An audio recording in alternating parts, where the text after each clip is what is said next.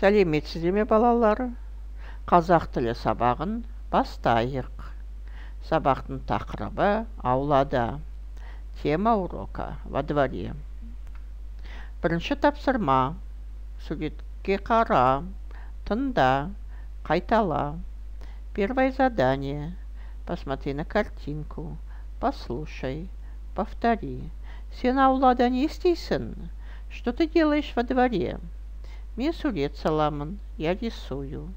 Мен футбол ойнаймын, я играю в футбол. Мен велосипед тебемін, я катаюсь на велосипеде.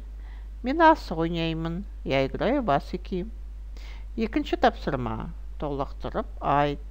Второе задание. Дополни. Сен аулада не істейсің? Что ты делаешь во дворе? Мен футбол, мен сурет, мен асық, мен велосипед, ойнаймын, тебемін, саламын.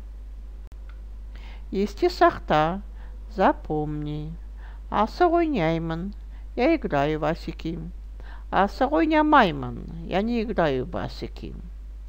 Велосипед тебемін, я катаюсь на велосипеде. Велосипед теппеймін, я не катаюсь на велосипеде. Сурет саламын, я рисую.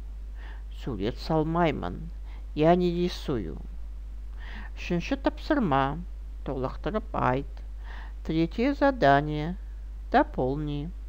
Мен велосипед, мен сурет, мен асық, мен футбол.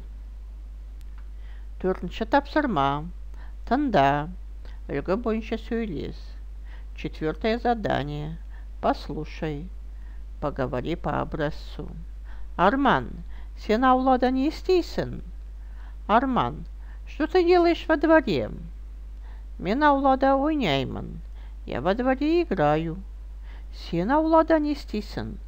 Ты что делаешь во дворе? Балалар, демалайық. Жалқаулықты тастаймыз. Шынығамыз жастай біз. Ырғағым мен әуеннің жаттығуды бастаймыз. Кәне балалар, тұрайық. Мойнымызды оңға, солға бұрайық. 1, 2, 3, жинап алдық күш. Сабақ аяқталды. Сау болыңыздар, балалар.